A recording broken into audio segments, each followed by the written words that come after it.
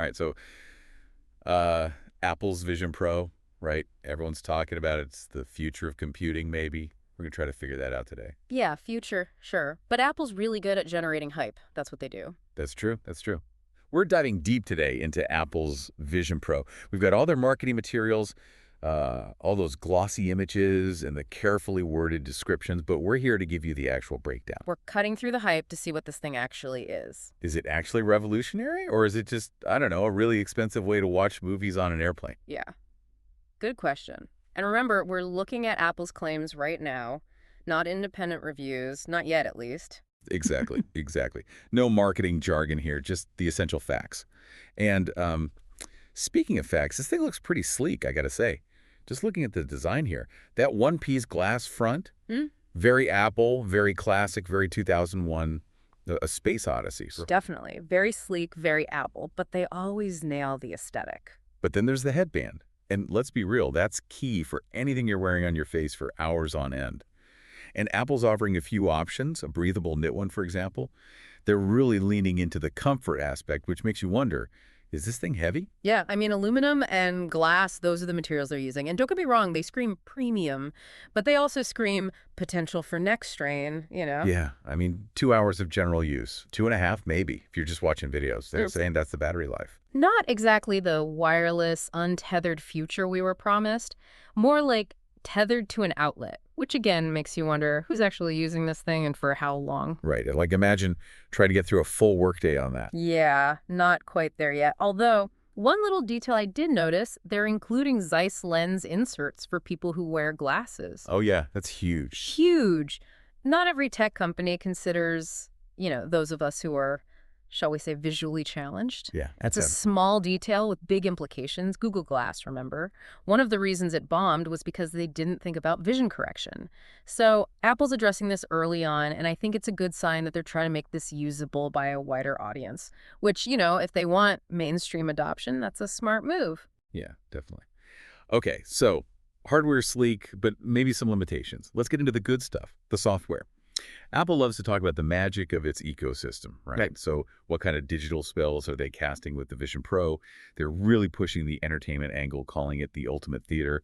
4K resolution per eye sounds impressive, but I've heard that before. Sure, and it's all about the experience, right? Hmm. But, how does this compare to a really good home theater setup? Are people really going to ditch their 80-inch TVs and their surround sound for a headset, even a very fancy, very expensive one? I don't know. Yeah, it's a good question. And speaking of expensive, you know this is not going to be an impulse buy for most people, Girl. but they're also pitching this as a productivity powerhouse, which I don't Yeah. know about that. This infinite workspace idea. You're Mhm. surrounded by virtual displays. Until you bump into a wall. Right, exactly. So it's a compelling visual, for sure summoning virtual screens like some kind of tech wizard. Yeah. But is it actually productive? Yeah, that's what I want to know. I mean, we're already swimming in digital distractions. So are more virtual desktops really what we need? Or is it just going to make us more prone to multitasking ourselves into oblivion? Okay, so maybe not the productivity miracle we were hoping for. But let's move on to something a bit more, fun, photos and videos. Apple's really pushing this whole spatial memories angle, right? Yeah, capturing a moment in full 3D, being able to relive it later as if you were right back there. Yeah, they even built a 3D camera right into this thing. That's pretty wild. It is impressive, definitely. But, it kind of reminds me of 3D TVs, to be honest. Oh, you mean like, will anyone actually use it? Exactly. It's cool in theory, but are you really gonna, make your grandma strap on a Vision Pro just to look at your vacation photos? I mean, Unless your grandma's really tech savvy. I don't know. right. It's a very specific audience, at least for now. Yeah, that's fair. But it's interesting. Apple kind of addresses this by highlighting how Vision Pro can also make your existing 2D photos better, more immersive. Oh, I see. So it's not all about creating new 3D content. It can actually enhance what you already have. Right. Imagine looking through your old photo albums, but instead of just seeing these flat images, they pop out a little more, they're more engaging. It's like bringing those old memories back to life in a way. Okay, yeah, that is much more relatable, for sure. Most people have those old photos, those memories they want to hold on to. Exactly. And being able to, experience those memories in a new way, almost step back into them. pretty powerful. Yeah, I can see the appeal in that for sure. Okay, but enough about the what, right? Let's Yep. talk about the how. How do you actually use this thing? Because it's not like they just slapped a smartphone to your face and called it a day. Although it kind of looks like that, I'll give you that. Right. But this is where things get interesting. Apple's really pushing this seamless interface, Mm-hmm. right? Eye tracking, hand gestures, those are supposed to be like the primary ways you interact with it.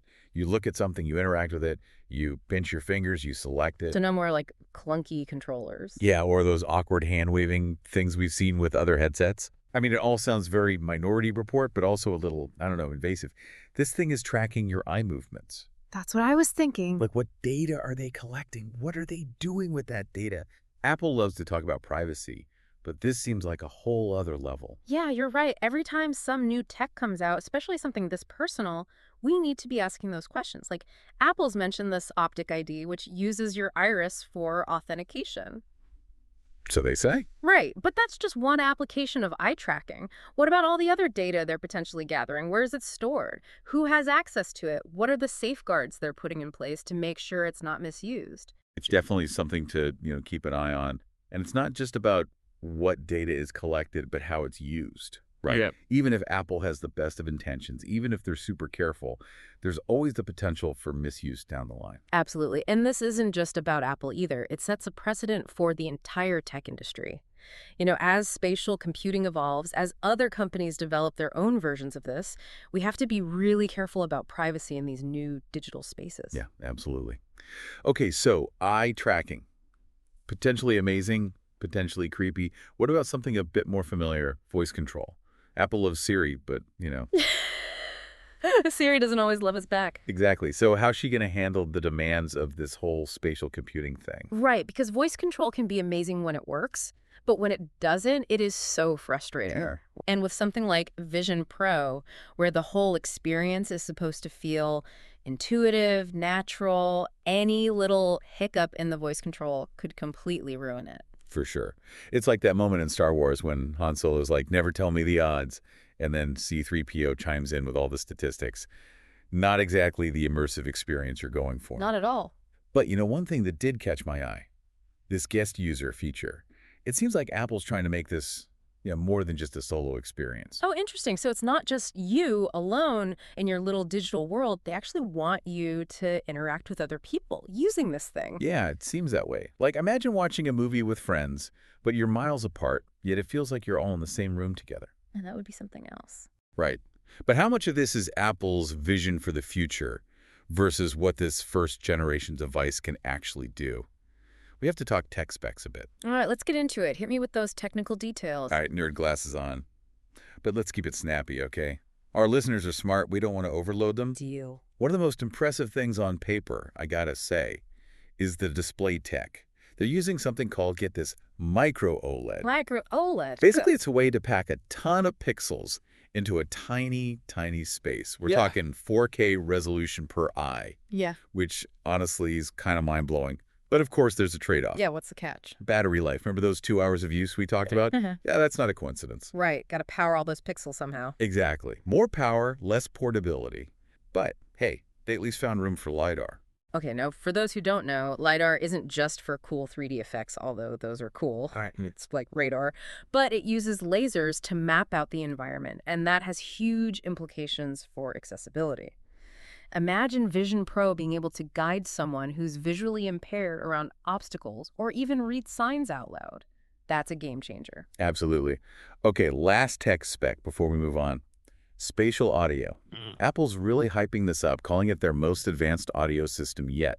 It's supposed to be like having a surround sound system built right into the headband. And this isn't just a one-off, right? Apple's been pushing spatial audio across all their devices, the AirPods, Macs, even Apple Music. It's all about creating a more immersive soundscape, making it feel like the audio is coming from all around you, not just from two tiny speakers. Yeah, it's pretty amazing when it works well. So it's not just about what you see, it's about what you hear. Apple wants to engage all your senses with this thing. But let's zoom out for a second. They're not just releasing a headset, they're launching a whole platform. With its own app store even, right? I mean, that's a big deal. They're clearly hoping to replicate the success of the iPhone. Exactly. But will they? I mean, will developers actually get on board with this? Will they see the potential here and create those must-have apps that make people say, I need a Vision Pro? Right. Because without those killer apps, even the coolest hardware in the world is just a very expensive paperweight. Exactly. It's all a big gamble, but to be fair, Apple's pulled this off before. Yeah, I mean, remember when the iPad first came out? Nobody knew what to make of it. And now look at it. Exactly. So the Vision Pro could go either way. Hmm. It all comes down to whether or not Apple can convince people that this isn't just another gadget. It's the future of computing. The future. There's that word again. But seriously, this tech, it does raise some big questions about how we work, how we play, how we interact with the world around us. So paint us a picture. Say Apple nails it. Vision Pro's a smash hit. Everyone's wearing one. Spatial computing is the new normal. What does that world look like? Well, it's a world of possibilities for sure, but it's also a little bit daunting, to be honest. I mean, it's a lot to process, right? Thinking about all the ways this could change things. We're talking about revolutionizing education, healthcare, entertainment. But then there's that other side, like what happens when we spend more and more time plugged into these digital spaces? Is that really what we want? Right, it's like every other technological leap, amazing potential, but also potential downsides. And it's something we really need to be thinking about now before it's too late, before this tech is everywhere and we forget to even question it. It's like that old saying, just because you can do something doesn't mean you should. We can create these insanely realistic digital worlds, sure, but should we be spending all our time in them? Exactly. We're already seeing the consequences of our hyper-connected world. Digital addiction, information overload, people forgetting how to actually talk to each other face to face. So as spatial computing gets bigger, we have to be aware of those pitfalls. It's all about finding that balance, embracing the cool stuff Yeah, without, losing sight of what makes us human. absolutely. We've covered a ton of ground today on the Vision Pro, the tech specs, the potential benefits, those big what-if questions. And it's important to remember, all this is based on what Apple has chosen to tell us, right? Exactly. We haven't seen any independent reviews yet. Hmm. No one outside of Apple's, super secret labs has actually used this thing for a decent amount of time. So grain of salt, people. Absolutely. Don't go pre-ordering based on a flashy presentation. Wait for those independent reviews. Let's see what actual users say once they've had a chance to really live with this thing. Exactly. Then we'll know if it's a game changer or just another expensive gadget that ends up in a drawer. Right. But I think bigger picture, regardless of what happens with the Vision Pro specifically, this whole spatial computing thing, this is happening. This tech is evolving so fast. Yeah, this is bigger than one product or one company. It feels like we're standing at the edge of this whole new world, and it's both exciting and a little, nerve-wracking. Totally. Yeah. It's up to all of us to shape this future, though. We have to ask the tough questions. We have to hold these companies accountable. Absolutely. Mhm. And we need to make sure this technology is being used to benefit everyone, not just a select few. Couldn't agree more. And on that note, we're going to wrap up our deep dive into Apple Vision Pro. This is a conversation that's just getting started, though, so keep those questions coming. And until next time, happy diving.